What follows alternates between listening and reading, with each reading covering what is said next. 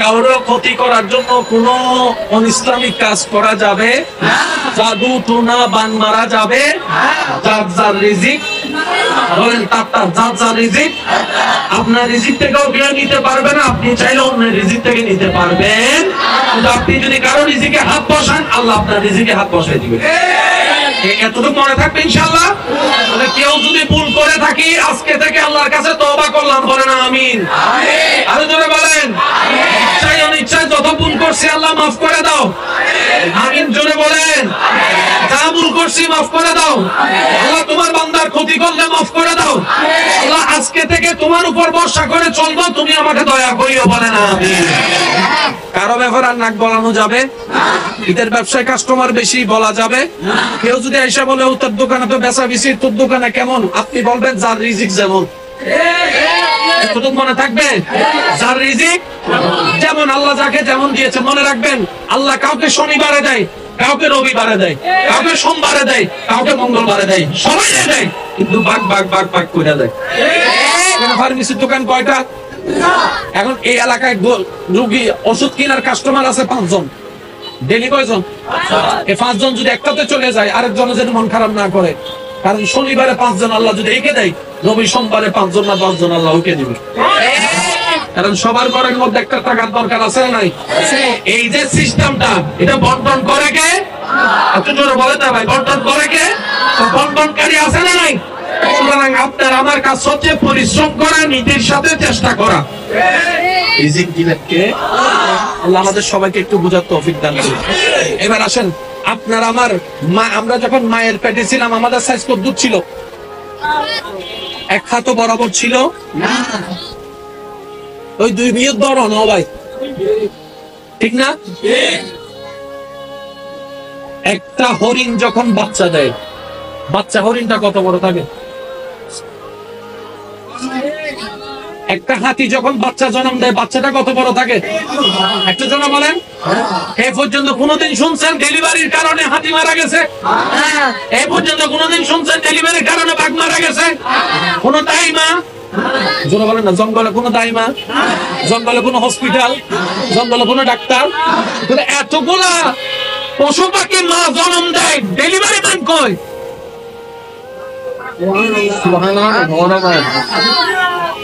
আচ্ছা, আমাদের মা বোন যখন ডেলিভারির টাইম হয়, ডাক্তারে আলতা করে টাইম দিয়ে দেয়, আগামী মাসের এত তারিখ। আগো হয়, পিছু হয়, বরাবর টাইমও। কিন্তু আমাদের মিস্টার বাগ মশাই যখন, বাগিনী যখন প্রেগনেন্ট হয়েছে, ডাক্তারের কাছে গেছিল, উনি কেমনে জানে কোন তারিখে কত তারিখ ডেলিভারি?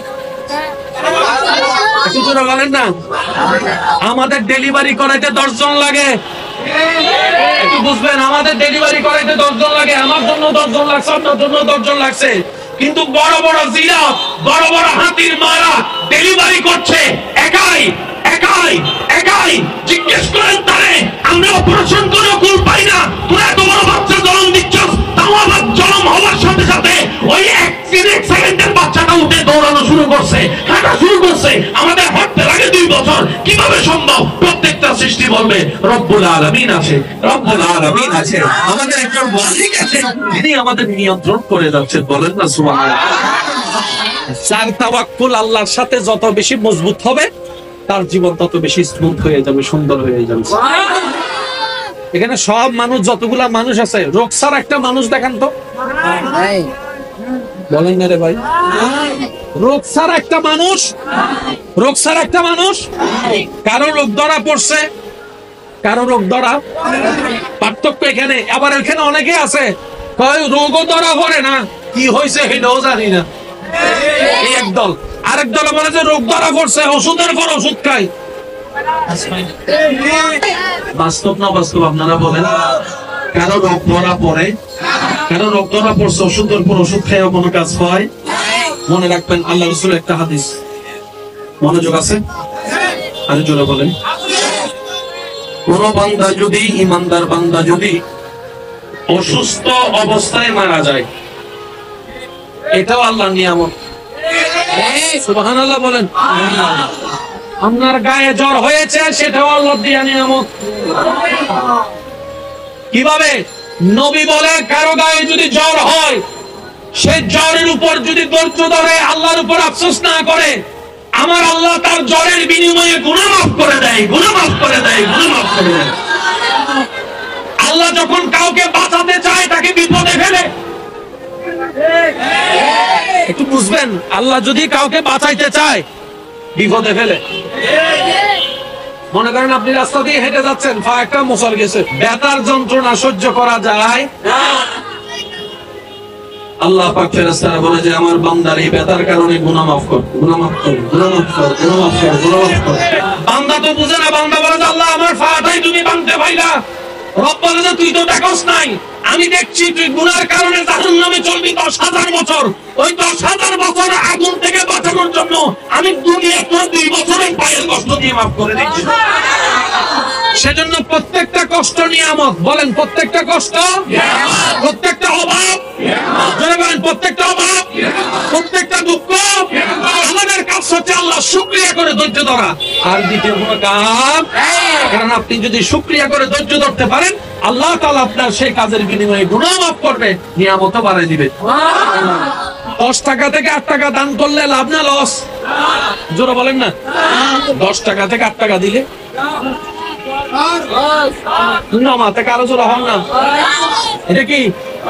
কিন্তু আল্লাহর জন্য যদি আপনি খরচ করতে পারেন, জোরে বলেন কয় গুণ? 10 গুণ। কয় গুণ? এখানে যারা সংসার চালায়, আছে কেউ এমন? যারা সংসার চালায়, আমি আপনাদের একটু মনোযোগ আকর্ষণ করছি।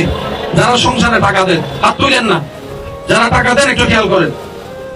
ঘরে বউ আছে, সন্তান আছে, মা আছে, বাপ আছে, সবগুলা আপনার পরিচয়ের আরেকটা প্রধান পরিচয় হচ্ছে সবগুলা আপনার রবের বান্দা। আপনার বউটা আপনার রবের কি? আপনার সন্তানগুলো আপনার রবের কি? আপনার মা বাবা আপনার রবের কি? আপনি যদি এই নিয়তে তাদের সেবা করেন, আল্লাহ তোমার বান্দাদেরকে দিচ্ছি,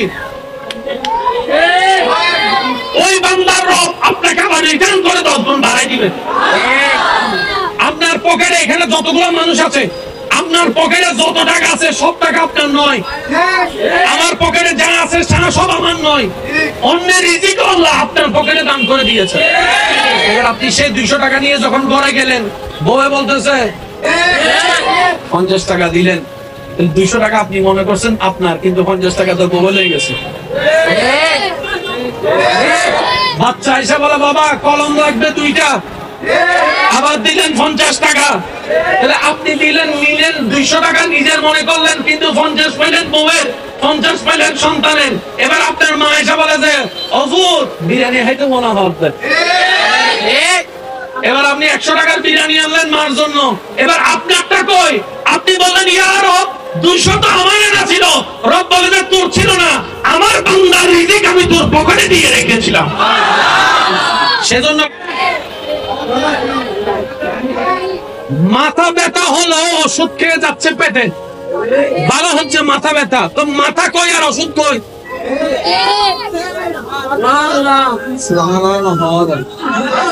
পা ব্যথার জন্য ওষুধ খাচ্ছেন, ওষুধ যাচ্ছে কোথায়? কিন্তু ভালো হচ্ছে পা ব্যথা। অনেক সময় বড় বড় ডাক্তারের ওষুধে কাজ হয় না, এলাকার ফার্মেসির একটা ওষুধ খাইয়ে কাজ হয়ে গেছে। আরেকটু জোরে বলেন আছে না নাই? আর যারা ফার্মেসি চালায় ওনার একটা ছোটখাটো ডাক্তার, প্রতিদিন ওষুধ দিতে দিতে ওষুধ দেখবেন না বা কি সে কি। তাহলে কারো ক্ষতি করার জন্য কোনো অনইসলামিক কাজ করা যাবে না, জাদু টোনা বান মারা যাবে না। যার যার রিজিক, বলেন তার যার যার রিজিক, আপনার রিজিক থেকেও কেউ নিতে পারবে না, আপনি চাইলে অন্যের রিজিক থেকে নিতে পারবেন। কিন্তু আপনি যদি কারো রিজিকে হাত বসান, আল্লাহ আপনার রিজিকে হাত বসাই দিবেন। এতটুকু মনে থাকবে ইনশাআল্লাহ। তাহলে কেউ যদি ভুল করে থাকি, আজকে থেকে আল্লাহর কাছে তওবা করলাম, বলেন আমিন। আরে জোরে বলেন ইচ্ছায় অনিচ্ছায় যত ভুল করছি আল্লাহ মাফ করে দাও, আমিন জোরে বলেন। যা ভুল করছি মাফ করে দাও আল্লাহ, তোমার বান্দার ক্ষতি করলে মাফ করে দাও আল্লাহ। আজকে থেকে তোমার উপর ভরসা করে চলবো, তুমি আমাকে দয়া করিও, বলেন আমিন। কারো ব্যাপারে আর নাক গলানো যাবে? ইতার ব্যবসায় কাস্টমার বেশি বলা যাবে? কেউ যদি এসে বলে ও তোর দোকানে তো বেচা বেশি, তোর দোকানে কেমন, আপনি বলবেন যার রিজিক যেমন। এতটুকু মনে থাকবে, যার রিজিক যেমন আল্লাহ যাকে যেমন দিয়েছে, মনে রাখবেন আল্লাহ কাউকে শনিবারে দেয়, কাউকে রবিবারে দেয়, কাউকে সোমবারে দেয়, কাউকে মঙ্গলবারে দেয়, সবাই দেয়, কিন্তু ভাগ ভাগ ভাগ ভাগ করে দেয়। ফার্মেসির দোকান কয়টা? এখন এই এলাকায় রোগী ওষুধ কেনার কাস্টমার আছে 5 জন, ডেলি কয়জন? এই 5 জন যদি একটাতে চলে যায়, আরেকজনে যেন মন খারাপ না করে, কারণ শনিবারে 5 জন আল্লাহ যদি একে দেয়, রবি সোমবারে 5 জন না 10 জন আল্লাহ ওকে দিবে। কারণ সবার ঘরের মধ্যে একটা টাকার দরকার আছে না নাই? এই যে সিস্টেমটা, এটা বন্টন করে কে? একটু জোরে বলেন না ভাই, বন্টন করে কে? তো বন্টনকারী আছে না নাই? সুতরাং আপনার আমার কাজ হচ্ছে পরিশ্রম করা, নীতির সাথে চেষ্টা করা। রিজিক দিবেন কে? আল্লাহ আমাদের সবাইকে একটু বুঝার তৌফিক দান করুন। এবার আসেন, আপনার আমার মা, আমরা যখন মায়ের পেটে ছিলাম আমাদের সাইজ কত দূর ছিল? এক হাত বরাবর ছিল না, ওই 2 বিয়ের ধরো না ভাই, ঠিক না? একটা হরিণ যখন বাচ্চা দেয়, বাচ্চা হরিণটা কত বড় থাকে? একটা হাতি যখন বাচ্চা জন্ম দেয়, বাচ্চাটা কত বড় থাকে? একটু জোরে বলেন। এই পর্যন্ত কোনদিন শুনছেন ডেলিভারির কারণে হাতি মারা গেছে? এই পর্যন্ত কোনদিন শুনছেন ডেলিভারির কারণে বাঘ মারা গেছে? কোন দাইমা? জোরে বলেন না। জঙ্গলে কোনো দাইমা, জঙ্গলে কোনো হসপিটাল, জঙ্গলে কোনো ডাক্তার, এতগুলা পশু পাখি মা জন্ম দেয়, ডেলিভারি ম্যান কই?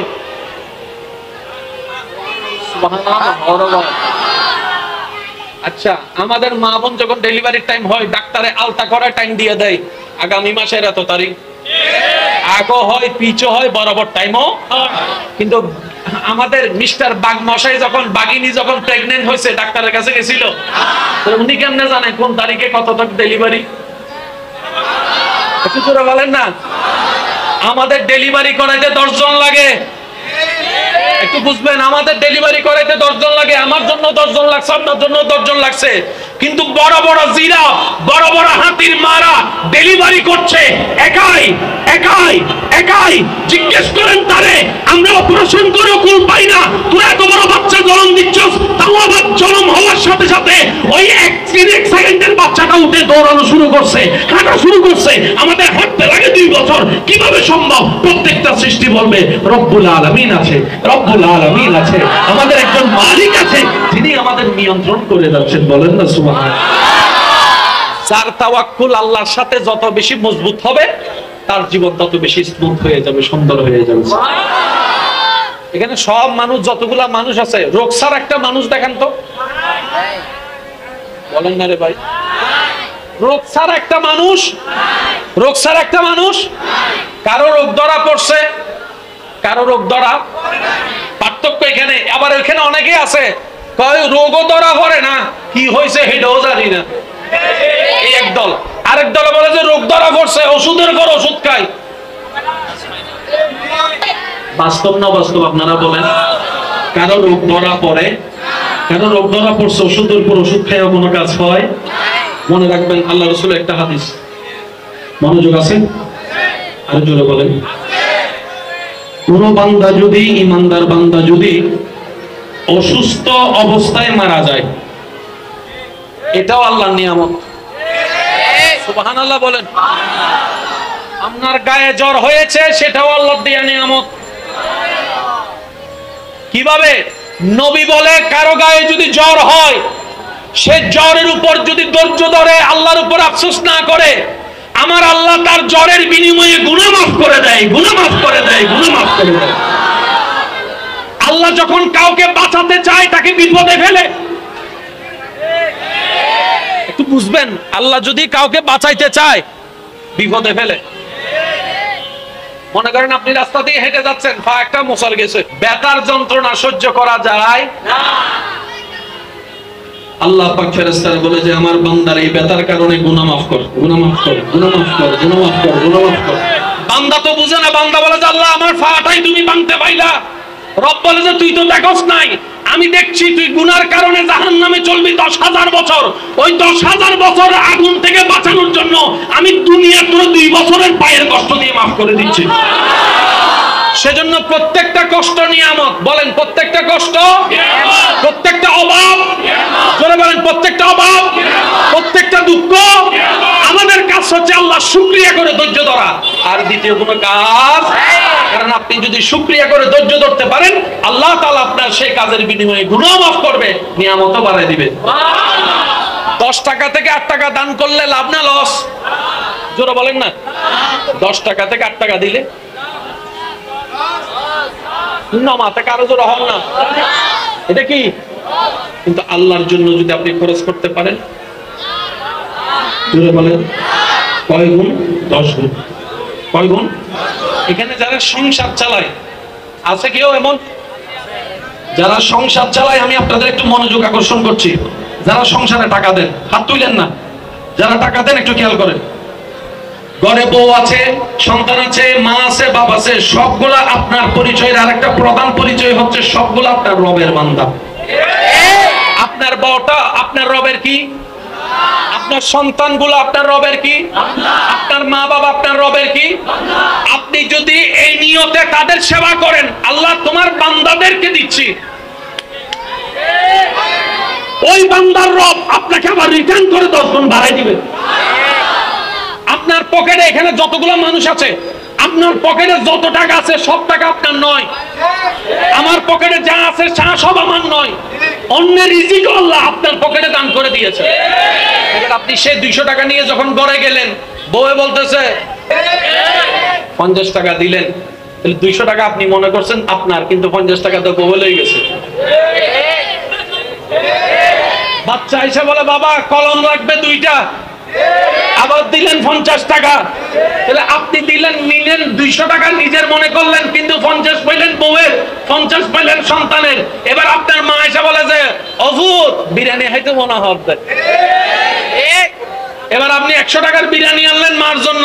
এবার আপনারটা কই? আপনি বললেন ইয়া রব 200 তো আমার আনা ছিল। রব বলে যে তোর ছিল না, আমার বান্দার রিজিক আমি তোর পকেটে দিয়ে রেখেছিলাম।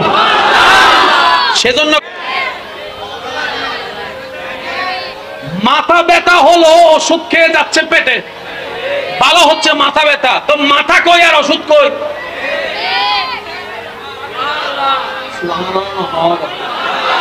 পা ব্যথার জন্য ওষুধ খাচ্ছেন, ওষুধ যাচ্ছে কোথায়? কিন্তু ভালো হচ্ছে পা ব্যথা। অনেক সময় বড় বড় ডাক্তারের ওষুধে কাজ হয় না, এলাকার ফার্মেসির একটা ওষুধ খাইয়ে কাজ হয়ে গেছে। আরেকটু জোরে বলেন আছে না নাই?